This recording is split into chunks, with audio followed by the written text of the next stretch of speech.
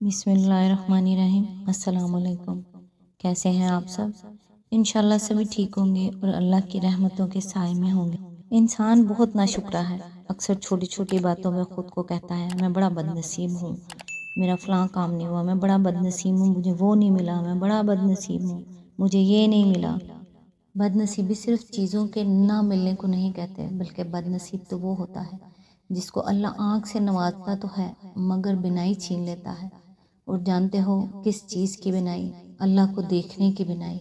और कुछ को वो ज़ुबान तो देता है मगर अच्छे अल्फाज बोलने से वो सारी उम्र कासिर रहते हैं, क्योंकि कुछ लोगों का वजूद उस कांटे की मानिंद होता है जो फूल के साथ रहकर भी हमेशा चुभता है। ऐसे ही वो कुछ लोगों को दिल तो देता है मगर एहसास छीन लेता है और वो पत्थर के बन जाते हैं। उन्हें फिर बस अपना आप दिखाई देता है। दूसरों के जज्बात और एहसासात को वो कभी खातिर में नहीं लाते। अल्लाह ऐसे लोगों को हर चीज़ से नवाजता है मगर फिर भी वो सब हासिल करके भी खाली रहते हैं और सारी उम्र अपने ऐब छुपाने के लिए दूसरों के ऐबों से पर्दा हटाते नहीं थकते हैं। वाकई कुछ लोग बड़े बदनसीब होते हैं। ये होती है बदनसीबी। अल्लाह ताला हमें वो आँख दे जो अल्लाह को देख सके। अल्लाह ताला हमें वो दिल दे जो दूसरों का एहसास कर सके। अल्लाह ताला हमें दूसरों के ऐबों पे पर्दा डालने वाला बनाए। आमीन। आज इंशाल्लाह सूरत अल-माइदा की आयत नंबर 24 से स्टार्ट करेंगे। औज़ु बिल्लाहि मिनश शैतानिर रजीम। बिस्मिल्लाहिर्रहमानिर्रहीम। लेकिन उन्होंने फिर यही कहा कि ए मूसा, हम तो वहाँ कभी न जाएंगे जब तक वो वहाँ मौजूद हैं। बस तुम और तुम्हारा रब दोनों जाओ और लड़ो, हम यहाँ बैठे हैं। आयत नंबर 25। इस पर मूसा अलैहिस्सलाम ने कहा, ए मेरे रब, मेरे इख्तियार में कोई नहीं मगर या मेरी अपनी ज़ात या मेरा भाई, बस तू हमें इन नाफरमान लोगों से अलग कर दे। आयत नंबर 26। अल्लाह ने जवाब दिया, अच्छा तो वो मुल्क 40 साल तक इन पर हराम है, ये ज़मीन में मारे मारे फिरेंगे। इन नाफरमानों की हालत पर हरगिज़ तरस ना खाओ। इसकी तफसीर है, इस किस्से की तफसीलात बाइबल की किताब गिनती, इस्तिस्ना और यशू में मिलेंगी। खुलासा इसका ये है कि हज़रत मूसा अलैहिस्सलाम ने दश्त फ़रान से बनी इसराइल के 12 सरदारों को फ़लस्तीन का दौरा करने के लिए भेजा ताकि वहाँ के हालात मालूम करके आएँ। ये लोग 40 दिन दौरा करके वहाँ से वापस आए और उन्होंने कौम के मजमा आम में बयान किया कि वाकई वहाँ दूध और शहद की नहरें बहती हैं, लेकिन जो लोग वहाँ बसे हुए हैं वो ज़ोरावर हैं। हम इस लायक नहीं हैं कि उन लोगों पर हमला करें। वहाँ जितने आदमी हमने देखे वो सब बड़े कदावर हैं और हमने वहाँ बनी अनाक को भी देखा है जो जब्बार हैं और जब्बारों की नस्ल से हैं। और हम तो अपनी ही निगाह में ऐसे थे जैसे टिड्डे होते हैं और ऐसे ही इनकी निगाह में थे। ये बयान सुनकर सारा मजमा चीख उठा कि ए काश हम मिस्र ही में मर जाते या काश इस बेअबान ही में मरते। खुदावंद क्यों हमको इस मुल्क में ले जाकर तलवार से कत्ल कराना चाहता है? फिर तो हमारी बीवियां और बाल बच्चे लूट का माल ठहरेंगे। क्या हमारे लिए बेहतर ना होगा कि हम मिस्र को वापस चले जाएं? फिर वो वापस में कहने लगे कि आओ हम किसी को अपना सरदार बना लें और मिस्र को लौट चलें। इस पर इन 12 सरदारों में से जो फ़लस्तीन के दौरे पर भेजे गए थे, 2 सरदार यूशा और कालिब उठे और उन्होंने इस बुज़दिली पर कौम को मलामत की। कालिब ने कहा, चलो हम एकदम जाकर इस मुल्क पर कब्जा कर लें क्योंकि हम इस काबिल हैं कि इस पर तसरुफ़ करें। फिर दोनों ने यक ज़ुबान होकर कहा, अगर खुदा हमसे राज़ी रहे तो वो हमको इस मुल्क में पहुंचाएगा। फ़कत इतना हो कि तुम खुदावंद से बगावत ना करो और ना उस मुल्क के लोगों से डरो और हमारे साथ खुदावंद है सो इनका खौफ ना करो। मगर कौम ने इसका जवाब ये दिया कि इन्हें संसार कर दो। आखिरकार अल्लाह ताला का गज़ब भड़का और उसने फैसला फरमाया कि अच्छा, अब यूशा और कालिब के सिवा इस कौम के बालिग मर्दों में से कोई भी इस सरजमीन में दाखिल न होने पाएगा। ये कौम 40 बरस तक बेखानुमा फिरती रहेगी, यहाँ तक कि जब इनमें से 20 बरस से लेकर ऊपर की उम्र तक के सब मर्द मर जाएंगे और नई नस्ल जवान होकर उठे, तब इन्हें फ़लस्तीन फतह करने का मौका दिया जाएगा। चुनांचे इस फैसला खुदावंदी के मुताबिक बनी इसराइल को दश्त फ़रान से शर्की उर्दन तक पहुँचते पहुँचते पूरे 38 बरस लग गए। इस दौरान में वो सब लोग मर खप गए। جو جوانی کی عمر میں مصر چلے تھے۔ شرق اردن فتح کرنے کے بعد حضرت موسیٰ علیہ السلام کا بھی انتقال ہو گیا۔ اس کے بعد حضرت یوشع بن نون کے عہد خلاف میں بنی اسرائیل اس قابل ہوئے کہ فلسطین فتح کر سکیں۔ یہاں اس واقعے کا حوالہ دینے کی غرض سلسلہ بیان پر غور کرنے سے صاف سمجھ میں آ جاتی ہے۔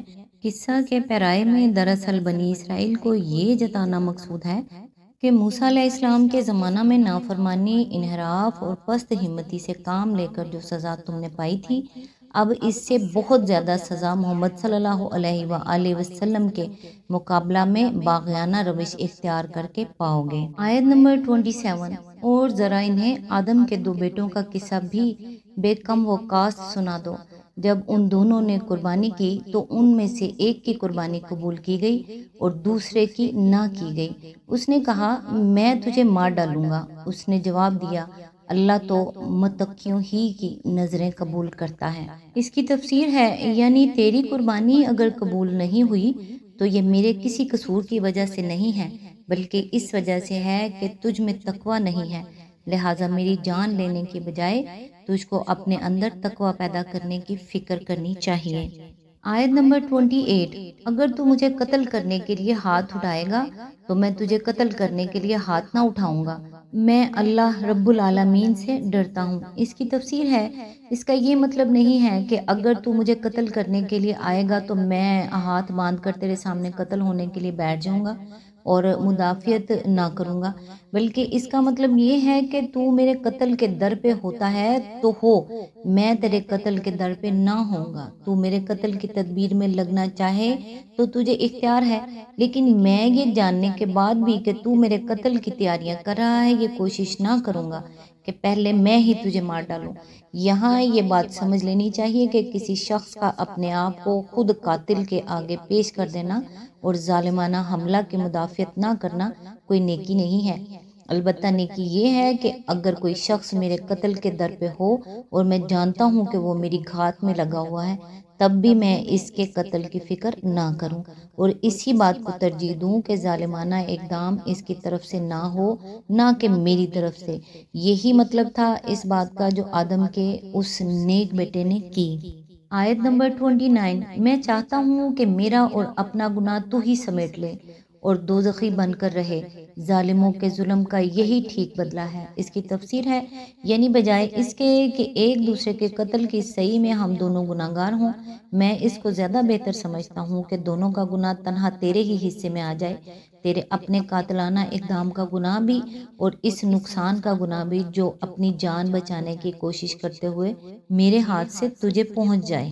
آیت نمبر 30، آخر کار اس کے نفس نے اپنے بھائی کا قتل اس کے لیے آسان کر دیا اور وہ اسے مار کر ان لوگوں میں شامل ہو گیا جو نقصان اٹھانے والے ہیں۔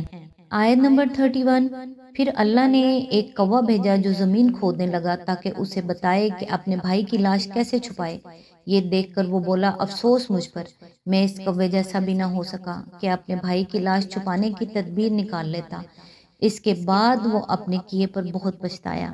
اس کی تفسیر ہے اس طرح اللہ تعالیٰ نے ایک کوے کے ذریعے سے آدم کے اس غلط کار بیٹے کو اس کی جہالت اور نادانی پر متنبہ کیا، اور جب ایک مرتبہ اس کو اپنے نفس کی طرف توجہ کرنے کا موقع مل گیا تو اس کی ندامت صرف اسی بات تک محدود نہ رہی کہ وہ لاش چھپانے کی تدبیر نکالنے میں کوے سے پیچھے کیوں رہ گیا، بلکہ اس کو یہ بھی احساس ہونے لگا کہ اس نے اپنے بھائی کو قتل کر کے کتنی بڑی جہالت کا ثبوت دیا ہے۔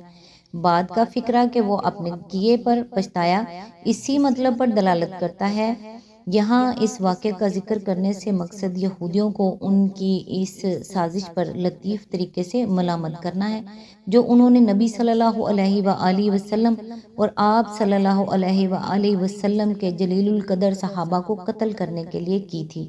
دونوں واقعات میں مماثلت بالکل واضح ہے۔ یہ بات کہ اللہ تعالیٰ نے عرب کے ان امیوں کو قبولیت کا درجہ عطا فرمایا اور ان پرانے اہل کتاب کو رد کر دیا، سراسر اس بنیاد پر تھی کہ ایک طرف تقویٰ تھا اور دوسری طرف تقویٰ نہ تھا، لیکن بجائے اس کے کہ وہ لوگ جنہیں رد کر دیا گیا تھا اپنے مردود ہونے کی وجہ پر غور کرتے اور اس قصور کی تلافی کرنے پر مائل ہوتے جس کی وجہ سے وہ رد کیے گئے تھے۔